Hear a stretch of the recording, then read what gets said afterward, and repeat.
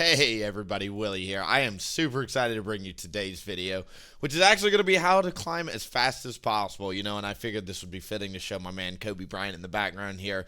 So if you know anything about me, I have been challenger many times in the past. I'm currently around 200 LP Masters as I relearn this game and get back into streaming. But I am notorious for being a kind of menace on smurfing. I am really, really good at maintaining 100% win rate accounts and climbing super, super quick. So today I'm going to kind of explain to you guys a few things that I do when I'm climbing. It is not at all random. There's a lot of strategy that goes into my climbs. In addition, I figured the easiest way to do this video, we're going to break it down into two parts. So the first is going to be the more theoretical, like guidelines, framework, mindset, stuff like that, rules.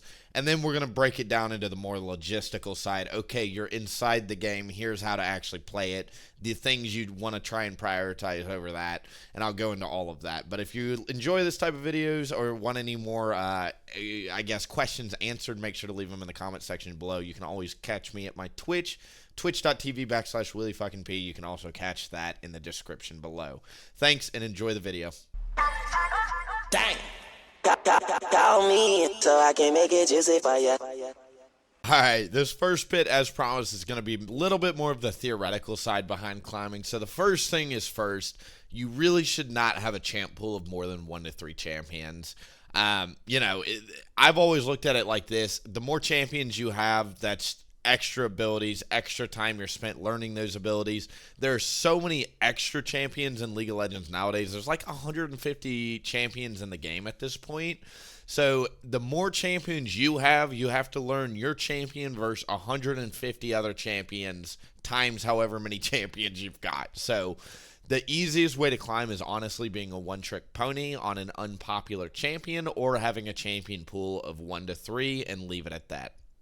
Further, if you're looking for the best position to carry, by far and away of the 5 positions, top, mid, ADC, support, and jungle, jungle is by far the easiest role to carry from, with mid lane being the second.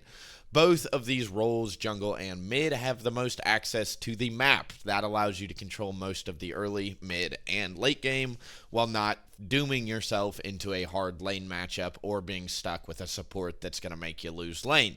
Jungle and mid are the most independent roles with the most access to the map, and they can kind of, if you don't like your mid matchup, you can always go roam. If you don't like your jungle matchup, you can always go gank and farm, right? Whereas top and bot are very difficult to play into the wrong matchups. Further, another thing that I always want to talk about, is, and this is kind of something that I think everybody should have, but you should go through and make a list of climbing rules. Think of these as your 10 commandments for climbing, whatever they may be. They're going to be personal to you, and they're going to be dependent on the champions you play.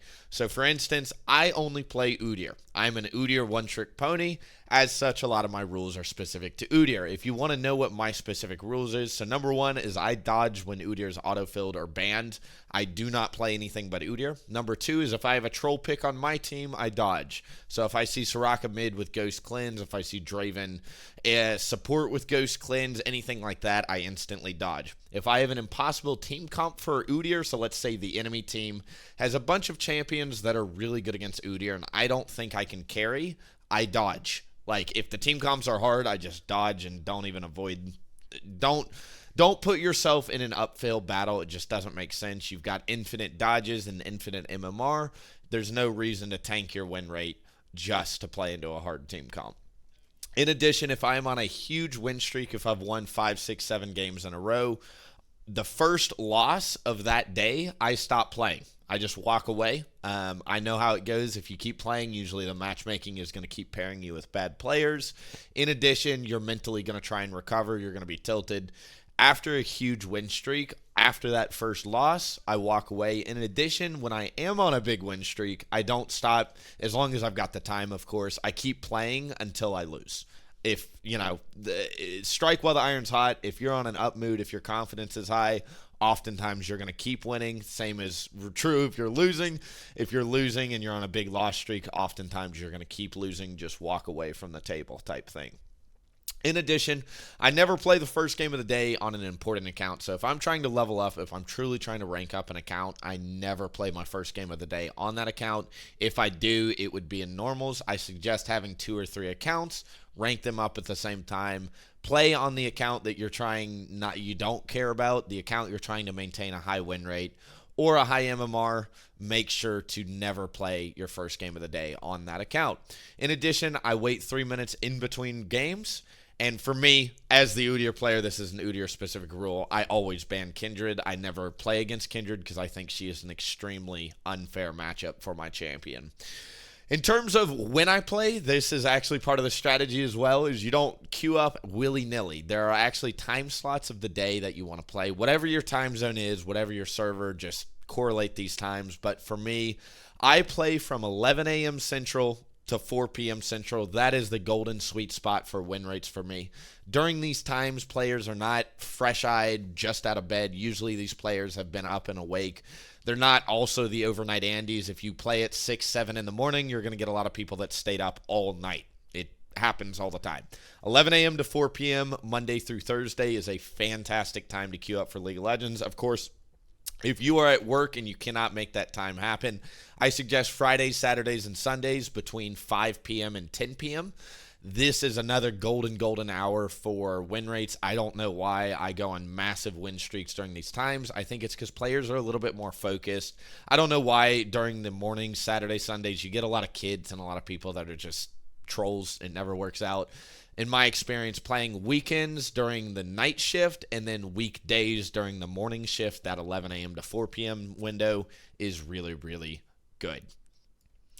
All right, logistically, this is going to be a little bit more of a shorter side, but there are some few points I want to talk on. So number one, I think regardless of your champion pool, regardless if you took my advice to play mid or jungle, whichever role you picked, play a scaling champion. I'm very fortunate right now after the Udyr rework.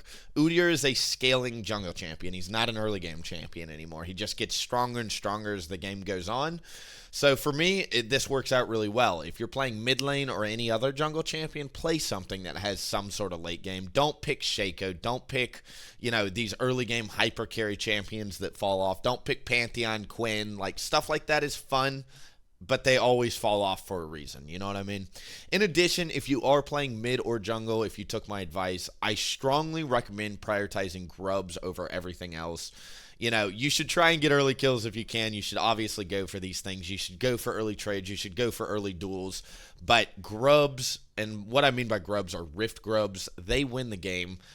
Right at 6 minutes, you should try and be there. I really, I talked in my last video about not forcing objectives, but at lower elos, usually you can get away with getting rift grubs right on spawn. If the enemy team all rotates there, just give them. By no means should you die for them, but you should at least try and go for them right on spawn every game. Grubs help you play a little bit more independently. You can get turret plates, you can split push. Without grubs, you lose a huge win condition, which is yourself split pushing. So grubs are super important if you're trying to maintain a high win rate and climb super quickly. In addition, you should not be building chicken builds. You should be going 3 damage items first. I don't care what your build is. You can go hybrid damage items like Mauve, Malmortis, Death Stance. These things have resistances built in. Sterak's Gauge has a lot of health and a big shield. There are ways to build damage but also build resistances and survivability at the same time. But I strongly believe if you are trying to maintain a high win rate, if you are trying to climb quickly, your first 3 damage items of whatever champion, whatever build you're playing, they should all be damage, right? So on Udyr, this means Leandros, Riftmakers, Mejai's. On Tiger Udyr, this means Triforce, Sterak's, Death Stance. Whatever your build is, you're going to build 3 damage items. Don't go tank items, even if you think you need to, because at low elo, you cannot carry games and maintain a high win rate if you put your gold into resistances, even if it seems like the smart thing to do. In addition, if you are winning or ahead, you should rush 20-minute Barons. You should tell your top laners, especially as mid or jungle, you're going to have some sort of damage, whether it be physical, magical, burst, or DPS. You'll have some sort of damage. You should tell your junglers and your team to rush 20-minute Barons. I don't know why, but below like Diamond 3, nobody expects 20-minute Barons. Nobody wards for them. Nobody sets them up. It's kind of like people are just drifting through the game. If if you are intentional and you are right there, right on time, and you do a 20-minute Baron and you get it in the first 30 seconds, that can almost cement the game right then and there because the enemy team will start tilting. In addition, logistically, a huge thing that you can do to win is split push. I talked about it with the Rift Grubs a second ago, but split pushing is super important. You need to learn how to punish bad macro. If the enemy team sends 5 people to do the dragon, you know what you should do? If your team can't contest it, walk your booty hole down a side lane or a mid lane and get a tower. Or go get Rift Herald. Or go get Grubs. Or try and get a really, really cheeky 20-minute Baron. Like, do not give in to the enemy team grouping and forcing stuff, because low elo players love to group and force stuff. They'll rotate the entire team to do it. Punish that is honestly a great way. Right now, if you get an inner turret on top or mid, or top or bot, I mean, it's like 700 gold. That makes up for 2.5 kills almost, you know? So get really, really comfortable with punishing bad macro, moving around the map aggressively, and making sure if they send 5 people somewhere, they better be losing gold somewhere else. In addition, I strongly recommend avoiding team fighting. Team fighting, as it sounds, literally you're fighting with your team. Low elo players, sorry, I love you guys. Oftentimes relying on teammates is a recipe for disaster. You guys do not know who to prioritize, when to engage, how to use your abilities. It's just tough. As you climb higher and higher, once you get into that, you know, emerald, diamond range, players start to get a little bit better and you can start relying on them more. But until you get to that range, team fighting is really, really hard. So split pushing is super effective, especially if you're playing jungle or mid. Pick up a Lich Bang, pick up a Triforce, try and get some sort of Sheen effect. Some sort of Sheen effect. I don't know what I just said. So that way you can obviously go get towers and the like. So those are my tips, both obviously on the figurative, like theoretical side, and then obviously on the logistical side. Just a quick recap, I strongly recommend playing 1 to 3 champions. One trick ponying is the easiest way. Jungle is the best role for sure. If you're going to pick a role, with mid being the second best role, you should develop some sort of climbing rules. I went over what my climbing rules are, but you should have some sort of rules that you stick to. Discipline your climb, and I promise your win rate will go up. You should also play only during certain times of days if you can help it. Of course, it's a video game, play whenever you can. But if you are trying to intentionally climb, there are ways you can increase your win rates by picking certain times of days to play. Logistically, of course, I strongly recommend playing a scaling champion and prioritizing grubs and split pushing over team fights. You should rush 20-minute barons if you can. Build damage for your first 3 items. Do not go tank. If you're going a tank, it'll be very hard to carry. And then in addition, one thing I do want to mention is prioritize farm if you're a jungler, full clearing if you're a mid laner. Just get as much CS as you can and scale into your items. Play smart, play safe, pick up free kills when you can, and then off to the races you'll go in the mid game, because oftentimes the enemy team is playing very inefficiently. It's the reason they're the rank they are. You can often take over the game by just playing normally, sticking to your guidelines, sticking to your principles, and going. Hopefully you found this video useful. I hope I can inspire some fellow 80%, 90% win rate accounts. You know, I always have a challenge to maintain 90% plus win rate accounts. It's hard to do, but it is possible. I promise you can do it, and hopefully with the advice in this video, you can be inspired to go do it. So thank you guys for watching. Make sure to go subscribe to my Twitch like I mentioned at the front of the video. And of course, I will see you guys in the next YouTube video as well. Bye. Dang. Call me so I can make it juicy for ya.